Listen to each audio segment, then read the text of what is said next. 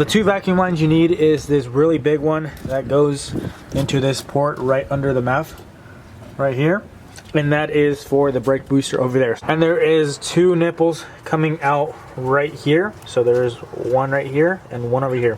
I plugged that one right there, and this one is the only one you need, and that's only because you need something to go to the fuel pressure regulator.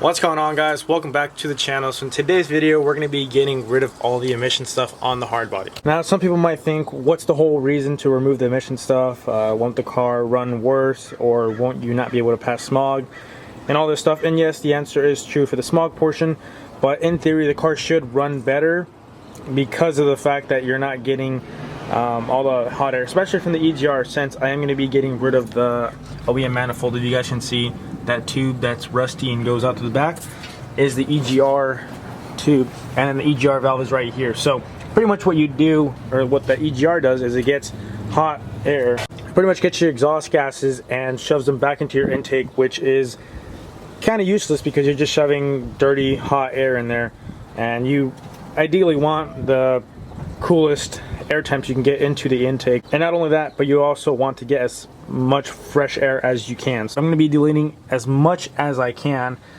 just for the fact to make it simple, because you can see if there's a vacuum line in here and you get a vacuum leak, it's kind of hard to find it because there's just so many. Like, let's say this one cracked right here and it just started sucking air, your car would run like complete crap and you wouldn't know why, and all it would be a vacuum. I got a lot of the stuff that was over here, all the little solenoids and all that stuff out.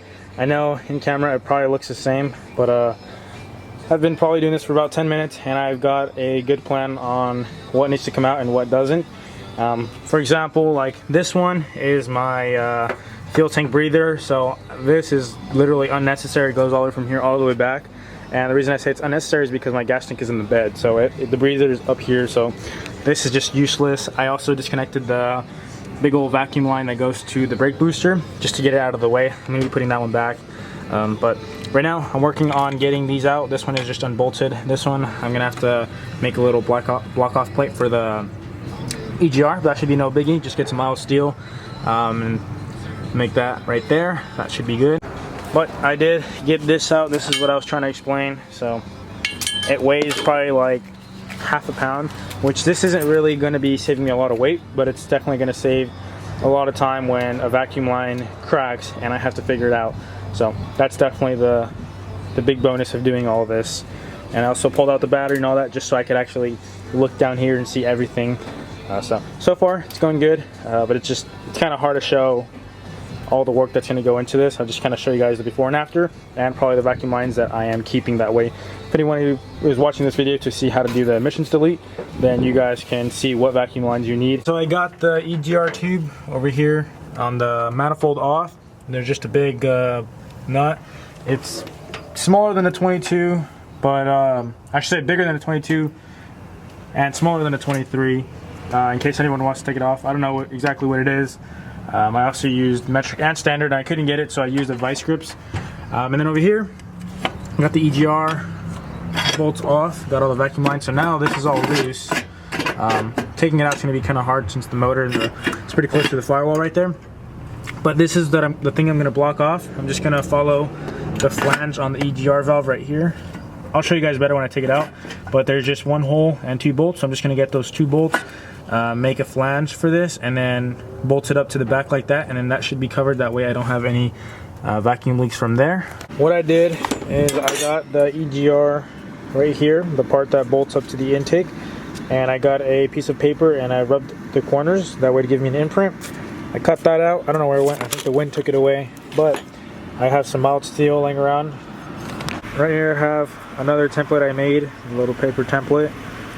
You can see where I have my pilot holes right there, right there. Obviously there's a little bit of excess material which I'm gonna cut down once I drill these holes. I got the EGR all fixed. Now what I'm gonna do is use my welder and plug up the EGR port that was on there. Now this is a temporary fix since I'm gonna be getting a new manifold for the new setup, but for the meantime I don't want it to be extremely loud because it's pretty much leaking straight out the headers, and not only that, but it's going to run like complete garbage because it's a huge exhaust leak. Realistically, you only need two.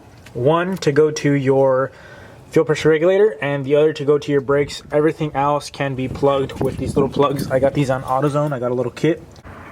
All the sensors that were plugged into all of the stuff I simply just unplugged. So all of this stuff right here is all for the emission stuff. I have a few plugs back here that are for all the emission stuff.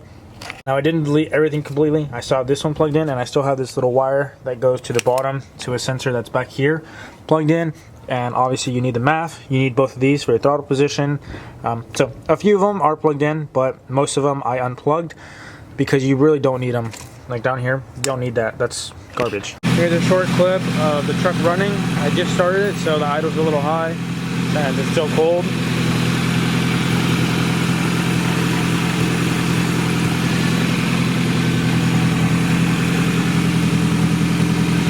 The intake wobbles a little since it's loose.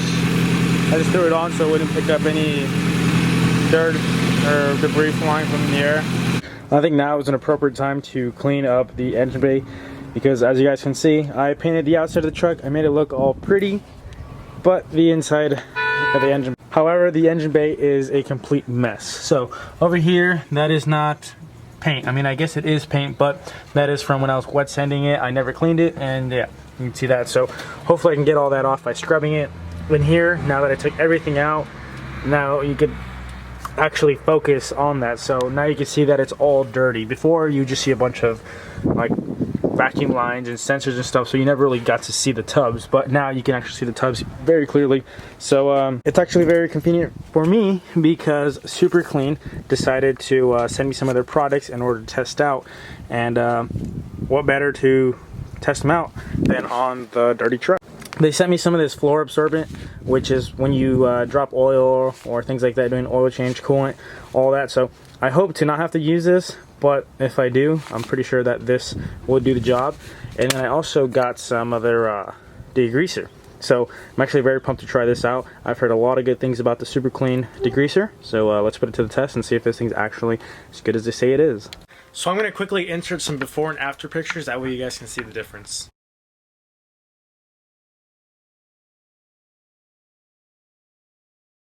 Now they sent me the products and they told me to give them a personal review and what my opinions were on the products, but not really to show you guys. But I'm honestly super impressed with this, that I thought that I would have to show you guys, because I know a lot of you guys drive Nissans. That's what my channel is pretty much mostly revolves around, is Nissan 240s, trucks, 720s, whatever. And you guys know that these old Nissans, almost all of them are leaky and have oil and dirt and grime everywhere, and it's kind of a pain to get off. So now I personally, after trying this product, I want to recommend it to you guys because I know that you guys can actually use this, and you guys saw the before and after pictures. It is a night and day difference. Now this product was for me personally to test out and to give them some of my feedback, but I'm also giving you guys some of my feedback. That way you guys can test it out for yourself. However, that's it for this video. I hope you guys enjoyed it and found it useful. And if you guys have any questions, you guys already know what to do. Message me on Instagram through direct message, or comment down in the comment section below and I'll answer them to the best of my ability. Peace out, guys.